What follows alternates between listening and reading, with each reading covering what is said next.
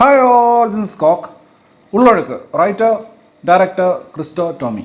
അദ്ദേഹത്തിൻ്റെ കറിയൻ്റ് സൈനൈഡ് കണ്ട് തന്നെ ഞെട്ടിപ്പോയതാണ്. ഒരു ഡോക്യുമെൻ്ററി ആയിരുന്നിട്ട് കൂടെ ഒരു സിനിമ നൽകിയ അതേ അനുഭവമാണ് തന്നിട്ടുണ്ടായിരുന്നുള്ളത്.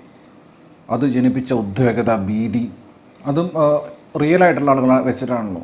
അപ്പോൾ സ്വാഭാവികമായിട്ടും അത്രയും ഒരു ഗംഭീര സാധനം ചെയ്തു വെച്ച ഒരു ക്രൈം ഡോക്യുമെൻ്ററി ചെയ്തു വെച്ച ഒരാളുടെ സിനിമയാകുമ്പോൾ സ്വാഭാവികമായിട്ടും പ്രതീക്ഷ കാണും. ആ പ്രതീക്ഷ ഒട്ടും തെറ്റിച്ചില്ല. മികച്ച ഒരു സിനിമാനുഭവം. അതാണ് ഉള്ളൊഴുക്ക്. ടൈറ്റിൽ വരെ വളരെ റെലവൻ്റാണ്. ഈ സിനിമ ആരംഭിക്കുന്നത് ഒരു ടെക്സ്റ്റൈൽ ഷോപ്പിൽ രണ്ട് പ്രധാന കഥാപാത്രങ്ങൾ സംസാരിക്കുന്നതാണ്. അവിടെ മുതൽ ഈ സിനിമ കീപ്പ് ചെയ്യുന്നൊരു പേസ് ഉണ്ട്, ഒരു വേഗത. ആ വേഗത അത്രയും റിയലിസ്റ്റിക്കായിട്ട് പറഞ്ഞു പോകുന്ന, ഒട്ടും ഡ്രാമാറ്റിക് അല്ലാതെ, സ്റ്റോറി ഡ്രാമയാണ് പക്ഷേ ഒട്ടും ഡ്രാമാറ്റിക് അല്ലാതെ റിയലിസ്റ്റിക്കായിട്ട്, വേണമെങ്കിൽ പ്രകൃതി എന്നൊക്കെ പറയാവുന്ന വളരെ നാച്ചുറലായിട്ടുള്ള പരിപാടിയാണ്. അതിന് പ്രധാന കാരണം, അത്രയും റിയലിസ്റ്റിക്കായിട്ട് ഫീൽ ചെയ്യുന്ന പ്രധാന കാരണം ഇതിലുള്ള പെർഫോമൻസസാണ്. ഉർവശി ആൻഡ് പാർവതി.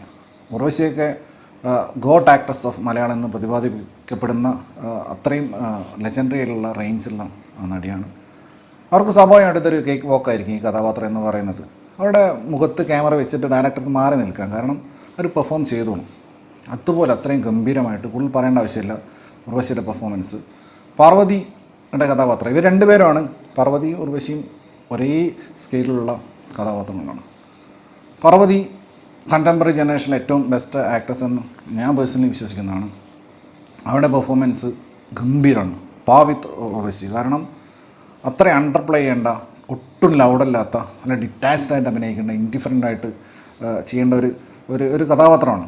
അത് ഗംഭീരമായിട്ടാണ് പാർവതി ചെയ്തിരിക്കുന്നത്, വളരെ കൺട്രോൾഡായിട്ട്.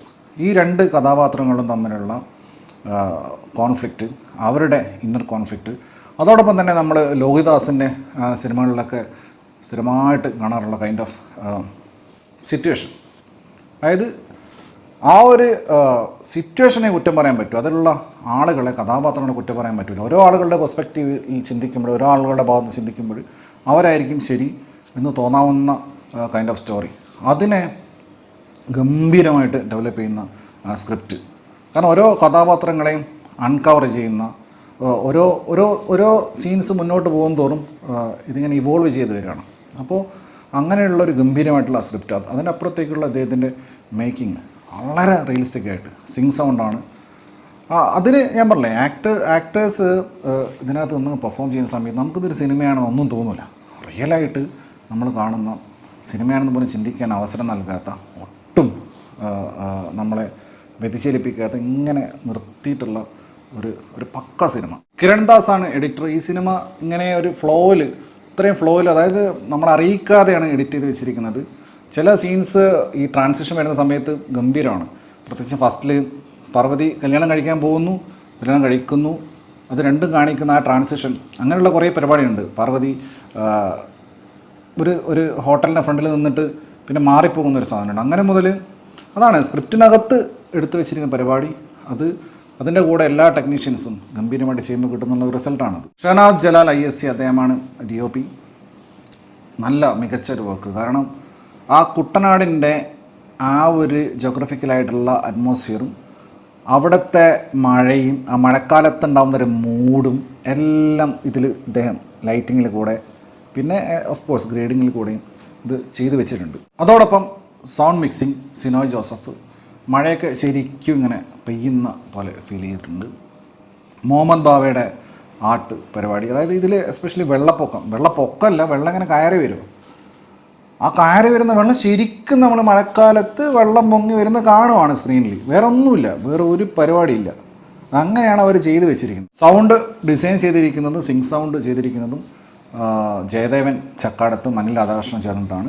മൊത്തം എല്ലാ ടെക്നീഷ്യൻസും ഗംഭീര വർക്കാണ്. എടുത്ത് പറയേണ്ട ആവശ്യമില്ല. ദ ബ്രാൻഡ് ഓഫ് എംവുഡ്, സുഷിൻ ശ്യാം. അദ്ദേഹം അത്തരം വലിയ സ്കെയിലുള്ള പടങ്ങൾ മാത്രം ചെയ്യുന്നതാണ് കൂടുതൽ ആൾക്കാർ ശ്രദ്ധിച്ചിട്ടുണ്ടാവുക. പക്ഷേ ഈ ഒരു സിനിമയിൽ ഇദ്ദേഹമാണ് ചെയ്തതെന്ന് നമുക്ക് മനസ്സിലാവില്ല. മീൻസ് ഇദ്ദേഹത്തിൻ്റെ സാധാരണ ചെയ്യുന്ന കൊമേഴ്ഷ്യൽ ഫിലിംസിൽ ചെയ്യുന്ന പരിപാടികളൊന്നുമല്ല. വളരെ സറ്റിലായിട്ട്, അതായത് ബാക്ക്ഗ്രൗണ്ട് സ്കോറിനുണ്ട് നമ്മളെ ഫീൽ ചെയ്യിപ്പിക്കാത്ത രീതിയിൽ സീൻസുമായിട്ട് ഇഴുകി ചേർന്നിട്ടുള്ളതാണ് സുഷിൻ ചെയ്ത് വെച്ചിരിക്കുന്നത്. അത് 1-2 സീനിൽ, എസ്പെഷ്യലി ക്ലൈമാക്സിൽ സ്കോർ ശരിക്ക് ഫീൽ ചെയ്യും. അത് അത്രയും ഗംഭീരമാണ്. അതോടൊപ്പം തന്നെ ഒരു ഹോസ്പിറ്റൽ സീനിൽ എനിക്ക് സ്കോർ നന്നായി ഫീൽ ചെയ്തിട്ടുണ്ടായിരുന്നു. അല്ലാതെ എവിടെയും ഇങ്ങനെ സ്കോർ ഫീൽ ചെയ്യിപ്പിക്കുന്ന പരിപാടിയല്ല.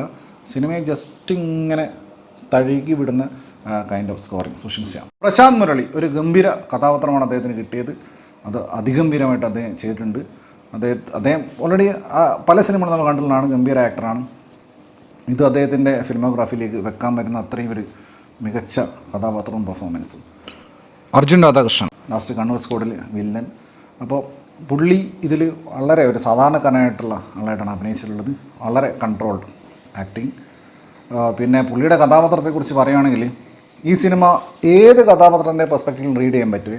ഞാൻ നേരത്തെ പറഞ്ഞ ലോഹിതദാസ് കൈൻഡ് ഓഫ് എന്ന് പറയാൻ കാരണം ഇത് പാർവതിയുടെ കഥാപാത്രത്തിൻ്റെ പെർസ്പെക്റ്റീവിൽ നമുക്കിത് മാറ്റി എഴുതാം.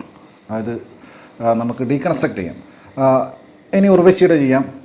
ഏറ്റവും ബെസ്റ്റായിട്ട് എനിക്ക് ചെയ്യാൻ പറ്റുമെന്ന് തോന്നുന്നത് ഈ അർജുൻ രാധാകൃഷ്ണൻ ചെയ്ത കഥാപാത്രം. പുള്ളിയുടെ കഥാപാത്രം ക്ലൈമാക്സ് എന്ന സമയത്തേക്ക് നമ്മൾ ഈ സിനിമ മൊത്തം പുള്ളിയുടെ പെർസ്പെക്റ്റീവിൽ വീണ്ടും കണ്ടു നോക്കുമ്പോൾ ഇത് മറ്റൊരു സിനിമയായിരിക്കും, വേറൊരു സിനിമയായിരിക്കും. അപ്പോൾ അങ്ങനെ ഒരുപാട് കാര്യങ്ങളുണ്ട് ഈ സിനിമയ്ക്കകത്ത്. Alencier as always nice performance. Jaya Kurup നന്നായിട്ട് ചെയ്തിട്ടുണ്ട്. പിന്നെ പ്രശാന്ത് മുരളിയുടെ പെങ്ങളായിട്ട് അഭിനയിച്ച ഒരു സ്ത്രീ, അവരുടെ പേരറിയില്ല, അവരും ഗംഭീരമായിട്ട് ചെയ്തിട്ടുണ്ട്. പ്രശാന്ത് മുരളി തന്നെ അറിയാത്ത ആൾക്കാരുണ്ട്, അവരുടെ അടുത്ത് പിന്നെ പ്രശാന്ത് മുരളിയുടെ പെങ്ങളായിട്ട് അഭിനയിച്ച പറഞ്ഞിട്ട് കാര്യമില്ല. ആസ് എ ഹോൾ എല്ലാ മേഖലകളിലും മികച്ച് നിൽക്കുന്ന ഒരു സിനിമ. മനുഷ്യന്മാരുടെ കാര്യം പറയുകയാണെങ്കിൽ ഇങ്ങനെയൊക്കെയാണ്. ആക്ച്വലി അവരെന്താണെന്നുള്ളത് it's very difficult to understand. പിന്നെ ഈ സിനിമ തുടങ്ങി കുറച്ച് കഴിഞ്ഞപ്പോൾ ഒരു ഇൻറ്റിമേറ്റ് സീനുണ്ട് പ്രശാന്ത് മുരളിയും പാർവതിയായിട്ടുള്ള. ആ സമയത്ത് അടുത്തിരിക്കുന്ന മമ്മൂട്ടി ഫാൻ ഓഫ് കോഴ്സ് പറയാണ്, ഇവളല്ലേ പണ്ട് കസബയിൽ മമ്മൂക്ക ആരെയും എന്താ ഇവിടെ പിടിച്ചു നല്ല പ്രശ്നമാക്കിയിട്ട് ഇവളെപ്പോഴും എന്തോന്നാണ് കാണിക്കുന്നതെന്ന്. അതാണ് ഫാൻസിൻ്റെ ഒരു ഒരു ഒരു ഒരു ഒരു സെൻസിബിലിറ്റി എന്ന് പറയുന്നത്.